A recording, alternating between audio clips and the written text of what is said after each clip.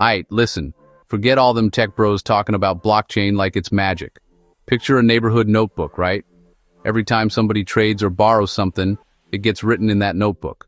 Nobody can erase it. Nobody can sneak in the back and change the story. That's a blockchain.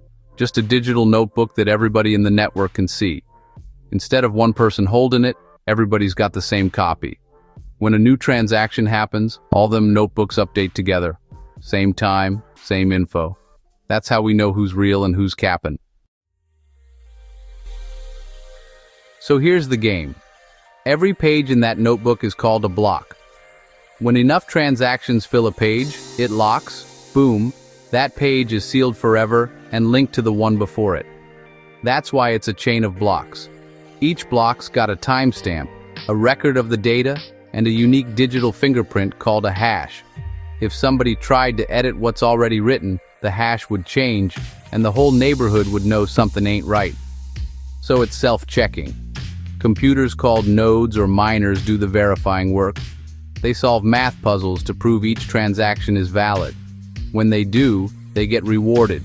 That's where cryptocurrency slides in, as the payment for keeping the system honest. Blockchain ain't just for coins, though. It can track contracts, music rights, property deeds, anything that benefits from an unchangeable record.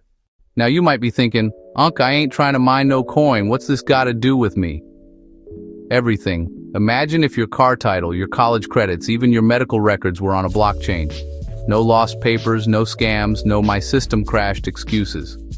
Businesses can move money faster, cheaper, and safer. Artists can sell their work directly without somebody taking a 40% cut. The flip side, it's still new. Prices swing, scams pop up, and regulators still trying to catch up. But here's the mindset. Learn the system before you need the system. Whether it's crypto, contracts, or credentials, understand the technology now, so later you ain't just watching from the bleachers while everybody else cashes in. And you already know how I close it out. I'm not Ted, but thank you for coming to my talk. Money talk, that is.